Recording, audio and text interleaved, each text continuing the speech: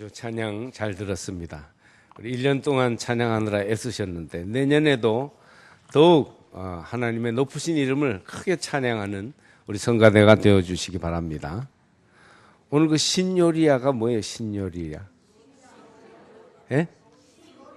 신글로리아. 예. 제가 그거 물어보고 싶었어요. 신요리아가 뭐야? 그랬더니 신글로리아. 영광을 찬양하라. 신글로리아. 예, 감사합니다. 오늘은 올 한 해의 마지막 송년주일입니다. 여러분 감회가 어떻습니까? 야, 벌써 한 해가 지나가는구나. 각자의 나이를 들어서 몇 살이 이제 다 지나가는구나. 이런 생각해 볼 겁니다. 우리 옆에 있는 분들과 한번 인사하시겠습니다. 하나님의 은혜가 내년에도 함께 하시길 바랍니다. 예, 송구영신 예배 때도 우리가 인사하지만 뭐 경황이 없어요. 그때는 뭐 카운트다운 하느라 뭐 이렇게 영상 보느라 정신이 없는데 오늘 좀 차분할 때 지난 한 해 서로 위해서 기도해 주시고 또 사랑으로 돌봐 주신 은혜 정말 감사드리고 또 하나님의 사랑의 우산 아래 우리가 한 형제 자매가 돼서 이렇게 교회 식구들로 서로 교제한다는 거 참으로 기쁘고 감사한 일이었습니다. 여러분 지난 한 해 정말 고맙습니다. 또 서로에게 조금 섭섭한 일이나 아쉬운 점이 있더라도 다 씻어버리고 잊어버리고 새해를 향해서 정결한 마음으로 출발하시기를 바랍니다. 세월은 사람을 기다려주지 않습니다. 금방금방 지나가 버려요. 그리고 한 해 한 해 나이 들어가다 보면 한 해 지나가는 것이 그렇게 아까울 수가 없어요. 저도 뭐 이렇게 하다 보니까요. 아이고 뭐 언젠가 이제 반올림하면 예순이 되더니 이젠 예순이 바로 눈앞에 다가왔습니다. 이렇게 살았으면 정말 좋을 걸 그래서 좋은 시간을 정말 그냥 지나쳐 보냈구나. 이런 아쉬움과 탄식이 정말 많이 남습니다. 잘 사는 것도 복이지만 잘 죽는 것도 큰 복임을 마음에 깨달으면서 이제 어떻게 우리가 한 해를 마무리하는 것처럼 인생을 마무리할 수 있을까도 생각해 보게 됩니다. 시작을 잘했으면 마침도 훌륭해야 돼요. 복된 시작보다 복된 마지막이 더 소중하지 않을까요? 오늘 여러분은 어디에 서 계십니까? 오늘 여러분은 무엇을 생각하고 있습니까? 이 송년주일을 지내면서 우리의 현 주소를 돌아보고 새롭게 믿음과 사랑을 결단하는 그런 시간이 되시기를 바랍니다. 제가 어느 글에서 한 권사님 이야기를 보면서 이렇게 삶을 마치는 게 참 멋있구나 그런 생각을 해본 적이 있어요. 그 권사님은 마지막을 정말 아름답게 마무리했는데요. 젊을 때 홀로 되셔서 평생을 수절하신 그런 분입니다. 정리한 수중의 재산으로 평생을 사시다가 마지막 임종 전에 모든 자기의 남은 것들 다 모든 자기 유산과 모든 자기의 삶의 모든 문제를 다 하나님께 바치고 마치셨습니다. 그분의 뜻은 목사님께 드려서 목사님이 알아서 써주십시오 했는데 목사님이 후세들을 길러내는 장학금을 드리도록 안내하셔서 그 교회에서 그 장학금이 오래도록 유용하게 쓰였습니다. 그 권사님은 돌아가셔서 이제 새로 들어오는 교인들에 의해서 그 이름이 잊혀가고 있지만 그 장학금은 계속되는 후배들을 살리는 그런 좋은 자료가 되었던 것입니다. 그분은 혼자 사시면서 예배당을 중심으로 사셨던 분이라고 합니다. 깨끗하게 주님만 바라보며 사셨어요. 세상의 희망과 세상의 정욕이 없는 것은 아니지만 그것보다는 오직 주님만 중심으로 해서 예배만 드리다가 그렇게 삶을 마치셨다는 것입니다. 속회 모임이나 모든 예배 100% 빠지지 않고 참석하는 것은 물론이고 그 예배 때마다 늘 최선을 다하시던 분으로서 많은 이들에게 모범이 되었다고 합니다. 죽음이 임박해 오고 있다는 것을 아시고서는 서둘러 모든 것을 교회 중심으로 다 정리했다고 합니다. 목사님은 그런 모습에 큰 깨달음이 있어서 자기 마지막도 하나님 중심으로 잘 정리하도록 하게 되었다고 그렇게 하는 얘기를 보았습니다. 오늘 본문에는 인생의 노년을 멋지게 장식한 두 사람의 이야기가 나옵니다.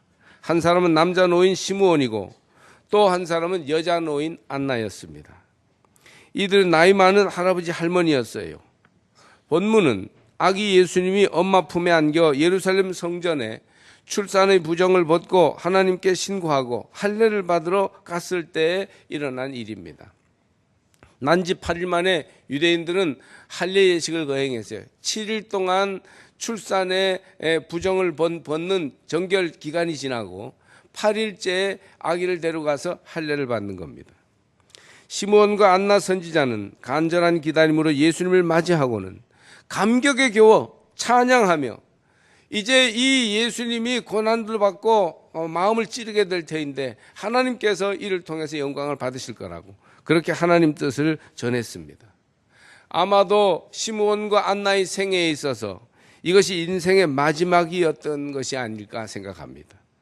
본문을 깊이 묵상하면 할수록 감동적인 장면이 아닐 수 없습니다. 예수님과 함께하며 예수님을 사람들에게 바르게 알려주면서 인생을 마지막으로 장식했던 두 노인입니다. 2014년을 보내는 마지막 주일에 저는 우리 모두가 이 두 사람 시므온과 안나처럼 살다가 하나님 앞에 갈 수 있기를 바랍니다. 저들은 성전 중심으로 살았습니다. 저는 오늘 여러분과 함께 시간의 이제 장을 또 넘기는 지점에 있으면서 우리 모두가 성전 중심의 삶을 살기를 권유합니다. 여러분의 삶을 하나님의 말씀이 있는 곳, 예배하는 곳, 거룩한 이름을 두신 곳, 이 성전을 중심으로 예배당을 중심으로 교회를 중심으로 여러분의 삶이 새롭게 세워지시기를 축복합니다. 성전은 교회는 모든 믿는 이들에게 있어서 어머니 품과 같이 우리의 마음을 안정되게 하고 새롭게 하는 장소가 될 것입니다. 자상한 어머니 곁에서 자란 아이들은 시냇가에 심긴 나무처럼 푸르청청하게 정서가 안정되어 풍성한 사랑을 주고받으며 살 수 있는 사람으로 자라게 됩니다. 아름다운 교회에서 믿음이 자란 성도들도 시냇가에 뿌리내린 나무처럼 가물어도 쉽게 메마르지 않고 항상 푸르고 푸른 그런 모습으로 자라다가 많은 열매를 맺게 될 것입니다. 성전 중심의 생활을 하는 성도는 큰 나무와 같은 믿음의 사람이 되고 그리고 거기에서 꽃이 피어 향기 내다가 많은 열매를 맺게 될 것입니다. 웨슬리는 물이 풍성한 샘과 같은 깊은 영성을 가진 어머니 수산나 곁에서 영향을 받고 자랐어요. 웨슬리의 형제가 19인가 이렇게 됐는데 그 많은 형제들이 반듯하게 다 자라고 그 중에서는 감리교 운동의 큰 지도자 요한 웨슬리와 또 음악적인 그런 감각이 있었던 찰스 웨슬리가 나왔던 것이지요. 그래서 훌륭하고 반듯한 믿음의 사람으로 성장하여 감리교 신앙 운동의 어버이가 될 수 있었습니다. 하나님은 세상 모든 곳에 직접 가시기가 어려워 어머니를 두셨다. 그런 격언이 있습니다. 이처럼 하나님은 세상 모든 사람들이 어디서나 하나님을 만나고 기도할 수 있도록 하기 위해서 성전을 세워 놓으셨습니다. 그러므로 성전을 향하여 나아가고 성전에 그 마음을 두며 성전을 위하여 봉사하는 이들은 그 믿음이 푸르고 푸르게 자랄 것입니다. 요즘 현대 그리스도인들이 쉽게 무시하며 가치를 상실해가는 보물이 있는데 그게 바로 예배당이에요. 그저 모임을 갖는 건물 정도로만 생각하고 가벼이 여기는 경향이 있습니다. 성전의 소중함을 강조하며 마치 시대에 뒤떨어진 사람들처럼 그렇게 대하기도 합니다. 그래서 예배당 잘 짓는 것에 대해서도 비난하고 공격하기도 합니다. 그러나 성전을 중심으로 사는 사람, 예배당을 소중히 여기는 사람은 복이 있습니다. 하나님의 임재를 사모하는 이들에게 우리가 예배드리는 이 자리가 성전 이상의 의미를 가질 수 있어요. 하나님을 온 마음을 다해 예배하는 곳, 천지를 창조하신 하나님의 말씀을 듣고 배우는 곳, 후대를 믿음으로 길러내며 우리 자녀들이 자라고 결혼하여 세상으로 나갈 믿음의 훈련을 하는 곳, 우리 마지막 죽음이 하나님께 예배하고 떠나가는 곳, 이곳이 바로 예배당이며 교회인 것입니다. 모든 경건한 성도들은 시므온 할아버지나 안나 할머니처럼 성전을 중심으로 살았습니다. 여러분도 성전을 중심으로 교회를 중심으로 생활할 수 있는 복된 성도들이 다 되시기를 바랍니다. 어떤 믿음 좋은 의사 장로님은 나는 세 군데에 찾으면 틀림없이 그 세 군데 중에 어딘가는 있다. 그런 말을 했어요. 하나는 집이고 또 하나는 병원이며 마지막은 교회이다. 사실 우리가 이 세상에서 갈 데가 얼마나 많습니까? 우리 마음을 두고 사람들을 만나고 교제하고 즐길 수 있는 곳이 많습니다. 그러나 이분은 집과 직장 외에는 교회를 자기 삶의 중심으로 두었던 것입니다. 제가 전에 목회하던 교회 한 할머니 권사님은 교회를 얼마나 좋아했는지, 교회에만 오면 향기가 난다고, 거룩한 향취를 맡는 복을 주님이 성령을 주실 때 자기에게 주셨다고 그렇게 간증하였습니다.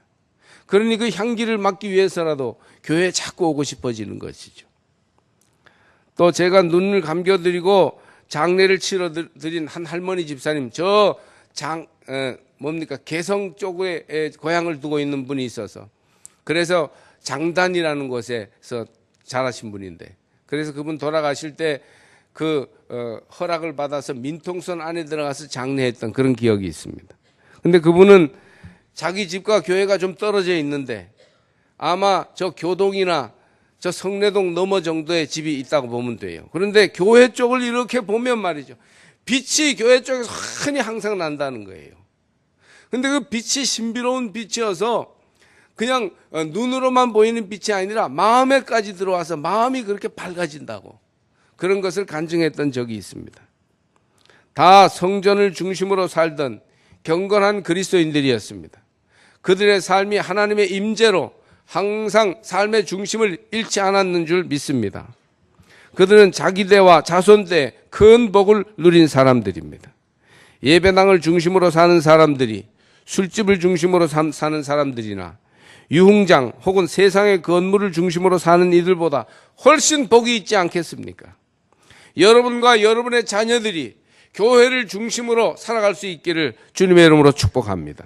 이들은 사는 것이 경건하고 아름다울 뿐 아니라 죽는 것도 아름다워요. 교인들 가운데 어릴 적부터 교회 생활을 하고 항상 교회 주변을 떠나지 않는 사람들을 보면 그분들이 특별히 나은 게 없어 보여도 뭔지 모르게 교회 중심으로 자라고 인격이 형성된 사람들은 거룩하고 경건한 향기가 나는 것을 알 수 있는 것입니다. 2015년도에는 좀 더 교회 가까이 오셔서 항상 교회를 중심으로 생활하는 성도들이 되시길 바랍니다. 시몬에 대하여 누가는 이렇게 말합니다. 25절을 보니까 이 사람은 의롭고 경건하여 이스라엘의 위로를 기다리는 자라. 시몬을 의롭고 경건하다고 표현해요. 그래서 주님 오실 것을 한결같이 기다렸어요. 메시아 오실 것을 기다리고 있었습니다. 안나는 금식과 기도가 생활이었고 예배였던 여자입니다. 37절을 보니까 이 사람이 성전을 떠나지 아니하고 주야로 금식하며 기도함으로 섬기더니, 시대가 어떻게 바뀐다 할지라도 하나님이 귀하게 쓰시는 사람들은 언제나 기도하는 사람이요 경건히 주님과 동행하는 사람입니다. 하나님은 지금도 의롭고 경건한 자를 찾으십니다. 똑똑하고 부유하고 많이 배웠고 권세 많은 사람들은 많이 있지만 의롭고 경건한 사람이 역사를 빛내며 하나님의 의를 이 땅 위에 나타내는 일꾼이 될 수 있습니다. 교회에서는 물론이지만 이 사회에서도 알고 보면 의롭고 경건한 사람을 찾고 있는 것이에요. 여러분 주 안에서 시몬처럼 안나처럼 기도 많이 하는 의롭고 경건한 하나님의 사람들이 다 되시기를 바랍니다. 그들은 그 시대의 노아가 되어 영적으로 깨어있어 주의 오심을 기다립니다. 예수님을 거부하는 이들이 여전히 많던 당시에 신랑을 기다리는 처녀처럼 깨어서 주님을 기다렸습니다. 그들이 의롭고 경건했다는 것은 영적으로 깨어있었다, 각성했다, 그런 뜻입니다. 아무리 시대가 타락하고 방탕하고 죄를 밥 먹듯 물 마시듯 하는 그런 시대라 할지라도 의롭고 경건한 하나님의 사람은 하나님의 오실 때를 기다리며 하나님의 기준에 합당하게 삶의 수준을 높이고 살아가는 사람들이죠. 지금 우리 시대에 절실하게 필요한 것이 있다면 교회를 놓고 이렇다 저렇다 함부로 평하고 말하는 것이 아니라 의롭고 경건한 일상생활의 변화입니다. 진실한 삶과 경건한 일상생활로 그리스도의 뒤를 따르는 성도들이 되시길 바랍니다. 기도하는 사람은 시대를 앞서가는 하나님의 선지자들이에요. 다소 투박하고 세상과 맞지 않는다 하더라도 진실한 삶과 일상생활의 경건을 따라 살아가다 보면 하늘 뜻을 이루게 될 것이고, 그게 시대에 뒤떨어지는 것이 아니고 사실은 시대를 선도하는 삶의 태도인 것을 알게 될 것입니다. 정직, 진실, 경건, 기도, 영적 기다림, 이런 것들은 우리 시대에 별로 맞지 않는 단어인지 모르겠습니다. 그러나 여기에 큰 축복과 미래가 있습니다. 기도의 자리로 돌아오시기 바랍니다. 할 일 없는 사람들이 기도실에 들어가서 무릎 꿇고 기도하는 거 아니냐, 그렇게 생각할지 모르지만 눈뜬 사람들, 멀리 보는 사람들이 깨어 기도하는 거예요. 경건히 자기를 돌아보는 자리로 계속 돌아오시기를 바랍니다. 이 시대는 경건한 사람이 어느 때보다도 필요해요. 시대가 타락하고 방탕하고 있기 때문에 경건한 사람들이 역사를 이끌어가며 이 시대를 바르게 세울 수 있는 것이에요. 시므온과 안나처럼 우리 시대에도 의롭고 경건하게 주님을 기다리는 사람들이 필요합니다. 적어도 신앙인들은 의롭고 경건하게 자기 영혼을 지키기 위해서 힘써야 합니다. 여러분, 하나님의 은혜를 힘입어 의롭게 경건하게 하루하루를 살아갈 수 있기를 바랍니다. 2014년 열심히 달려왔지만 유혹에 많이 넘어지고 죄의 악한 습관에 빠져서 하나님을 실망시킨 일이 너무 많았습니다. 이제 의롭고 경건하게 새롭게 서겠습니다. 이 송년주일에 그렇게 결심하시기를 축복합니다. 거기에 흔들리는 이 시대를 구원할 방도가 있으며 우리 가정을 아름답고 행복한 천국처럼 만들 비결이 있는 것이에요. 의롭고 경건한 사람이 있는 그 주위에는 하나님의 거룩한 일들이 널리 퍼져나가게 될 것입니다. 그러므로 시므온과 안나처럼 주여 우리들도 의롭고 경건하게 설 수 있기를 원합니다. 그렇게 마음으로 결단하시기를 축복합니다. 또 여기 시므온을 보십시오. 25절을 보니까 성령이 그 위에 계시더라. 시므온 위에 성령이 계셨습니다. 또 26절에 그가 주의 그리스도를 보기 전에는 죽지 아니하리라 하는 성령의 지시를 받았더니, 중요한 인생 문제에 대해 성령의 지시를 받았다고 말해요. 성령의 지시가 삶에 있었어요. 또 27절을 보니까 성령의 감동으로 성전에 들어가매.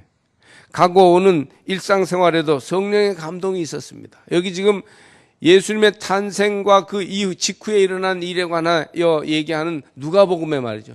절마다 성령에 대해서 굉장히 많이 언급되고 있는데 시므온에 관해서 말할 때입니다. 그러므로 우리는 이 말씀에 의지하여 시므온이 성령의 사람이었구나, 성령 충만한 사람이었구나 하는 것을 알 수 있습니다. 여러분의 삶에도 이와 같은 성령 충만함이 임하시기를 바랍니다. 어떤 일시적인 감동으로 영감에 차서 희한한 말을 하거나 기적을 행하는 사람을 보면 야, 성령 충만하구나, 야, 굉장하다, 성령이 막 강하게 역사하신다, 이렇게 생각해요.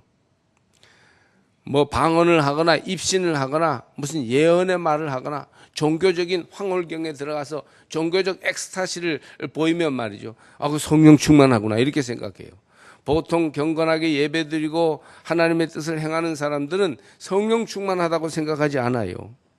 그런데 여러분, 그런 어떤 종교적 신비에 빠진 사람만 성령 충만한 사람이 아니라 사실은 시므온처럼 항상 성령이 그 위에 계셔서 인생의 중요 문제에 대해 지시를 받고 일상생활을 할 때에도 성령의 감동을 받아가면서 생활하는 것, 이게 성령 충만한 거예요. 여러분이 교회에 나올 때 마음속에 말할 수 없는 감동과 감격이 있었다면 여러분은 성령 충만한 것이에요. 이 예배 때 말씀을 들을 때에도 나를 졸게 하지 않고 깨워주시고 마음에 결단하게 하시고 때로는 눈물을 흘리면서 주먹을 쥐게 만드는 그 무엇인가가 있다면 성령께서 여러분 안에 역사하고 계신 것입니다. 성령 충만을 받으시기를 바랍니다. 시므온처럼 성령의 인도함을 따라 항상 살아가며 때때마다 성령의 감동이 마음속에 있는 그런 성령 충만한 성도가 될 때 하나님의 역사가 여러분을 통해서 나타나게 될 것입니다. 시므온뿐 아니라 안나도 성령이 충만하였기에 때를 따라 돕는 은혜를 얻었고 하늘 뜻대로 살 수 있었던 것입니다.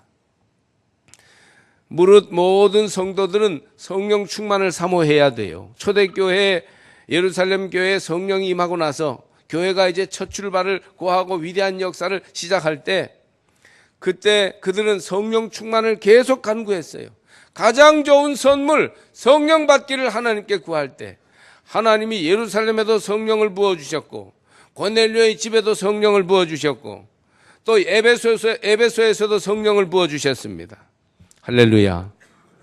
여러분의 가정 안에서도 교회의 기도실 안에서도 예배드리는 자리에서도 거룩한 모임으로 서로 성도의 교제를 나눌 때 성령이 여러분을 주장하시고 채워주실 줄 믿습니다. 성령 충만한 사람에게 실패란 없습니다. 모든 것이 주님 뜻대로 이루어질 것이기 때문이에요. 만약 성령 충만한 가운데 사람들이 보기에 실패한 경험이 있다 할지라도 그 실패는 그에게 있어 새로운 삶을 향하여 나갈 수 있는 하나님의 또 다른 축복이 될 수 있을 것입니다. 성령 충만한 사람이 진정으로 기쁨 충만한 사람이고 평화의 사람이요 하나님 나라를 지금 누리는 사람입니다. 그리스도인들이 가장 부러워해야 할 것은요 다른 게 아니라 성령 충만을 받는 것입니다. 누구네 자식이 잘 됐다 그러면 부럽다. 누구네가 집을 크게 사서 이사 갔다면 아이고 좋겠다 그러지 마시고 성령 충만한 사람을 부러워하시고 그런 영적인 시샘도 좀 내보시기를 바랍니다. 성령 충만할 때 각종 은사를 받아서 하나님의 일을 잘 할 수 있습니다. 주 안에서 성령 충만한 사람은 무엇이든 주 뜻대로 살아갈 수 있는 하나님의 능력을 받게 됩니다. 한 해를 보내며 여러분에게 아쉬움이 많이 남거든 이제부터 날마다 성령 충만을 간절히 구하시기를 바랍니다. 요즘 마치 유행이 지나간 것처럼 성령에 대해서 시들해하는 분위기가 있습니다. 이제 성령의 시대는 지나갔다는 듯이 말이죠. 성령의 불을 외치면 식상해하고 저거 언제적 부흥사들이 쓰던 멘트야 하는 식입니다. 요즘도 성령의 불을 외치는 교회가 있느냐고 의아해하는 사람들까지 있습니다. 그러나 우리는 지금 성령의 불을 간구해야 합니다. 분명한 것은 성령의 역사가 아니고는 교회가 거룩해질 수 없고 성령의 불이 아니고는 세속에 찌든 우리들의 영혼이 정결함을 얻을 수 없으며 성령의 불이 타올라야 비로소 신성한 능력을 덧입을 수 있기 때문입니다. 성령을 받으시기를 바랍니다. 한 해를 마치면서 성령 충만을 간구하시고 주여 시므온처럼 안나처럼 우리의 육신은 쇠할지라도 성령 안에서 새로워지기를 원합니다. 믿음으로 간구할 때 하나님이 성령을 주시고 여러분의 삶이 정결하게 변화될 것입니다. 성령의 불이 타오를 때 시므온과 안나처럼 하나님의 역사를 그곳에서 이루어갈 수 있게 될 것입니다. 때는 2014년을 지나서 이제 곧 2015년을 바라보는 때입니다. 그래서 오늘 교독문은 일부러 새해 교독을 한 주 땡겨서 읽어봤어요. 여러분은 어떻게 생각하시는지 모르겠습니다. 우리는 세속의 사람들은 이제 과거가 있고 현재가 있고 미래가 있죠. 과거는 지나가 버린 것이고 미래는 아직 오지 않은 것입니다. 미래, 아닐 미자에 올레자니까 아직 오지 않은 것입니다. 그리고 현재는 어떻습니까? 현재는 있는 것 같기도 하고 없는 것 같기도 해요. 왜냐하면 찰나적으로 지나가는 것이에요. 붙잡을 수가 없어요. 훌쩍훌쩍 지나가니까. 잡았다 싶으면 과거가 되는 거예요. 지금 2014년 12월 28일 11시 40분이 말이죠. 획 지나가고 있는 겁니다. 그러니 이 세속에 사는 사람들은 항상 아무것도 없이 허무합니다. 과거는 이미 지나가 버려서 없습니다. 미래는 아직 오지 않아서 없습니다. 현재는 획 지나가서 잡을 수 없으니 없습니다. 그래서 우리는 아무것도 없는 허무를 그저 허무하게 지내고 있는 것이에요. 그러나 믿는 이들에게 있어서 하나님의 창조는 한 번 일어났던 과거의 사건이 아니라 미래를 향하여 날마다 새롭게 일어나는 현재적인 사건입니다.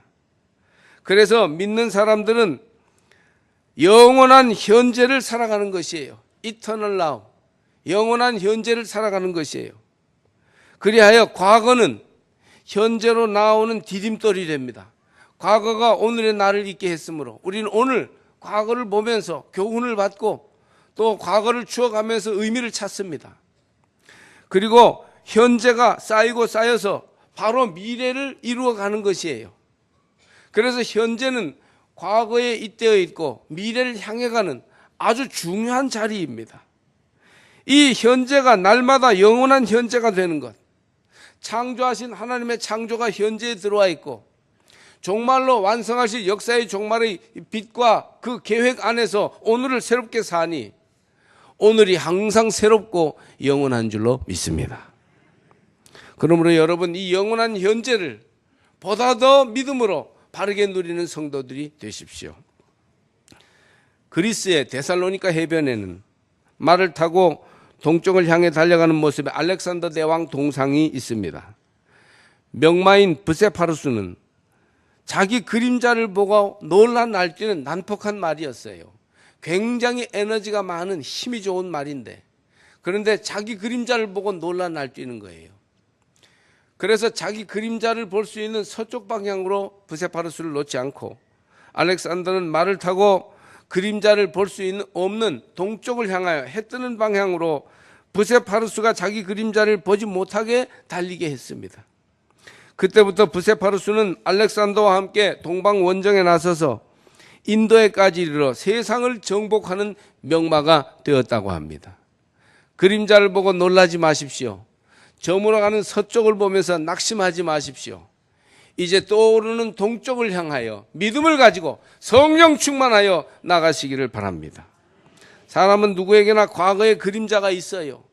그림자를 보며 마음 상해하고 머뭇거리고 당황해야 할 것이 아니라 떠오르는 태양을 보며 다음 대에 달려가시기를 축복합니다. 이제 여러분은 과거의 여러분이 아니에요. 주님은 오늘과 함께 내년을 우리에게 선물로 주고 계십니다. 바울도 빌립보서에서 이렇게 외치죠. 내가 이미 얻었다 함도 아니요 온전히 이루었다 함도 아니라 오직 내가 그리스도 예수께 잡힌 바 된 그것을 잡으려고 달려가노라. 빌립보서 3장 12절 말씀입니다. 우리에게는 항상 충만한 오늘과 이어지는 내일이 있을 뿐입니다. 저 예루살렘 시므온처럼, 경건한 여선지 안나처럼 교회를 중심으로 거룩한 믿음을 지키시기를 바랍니다. 의롭고 경건하게 살아야 돼요. 세상은 다 부패하고 타락했을지라도 우리는 하나님의 기준에 합당하게 주님 바라보면서 의롭게 살아가야 합니다. 성령 충만하여 새로운 역사를 써갈 때 하나님이 능력으로 더딥혀 주실 것입니다. 그리하여 저와 여러분의 삶이 2014년과는 사뭇 다른 새로운 미래를 써갈 수 있기를 주의 이름으로 축복합니다.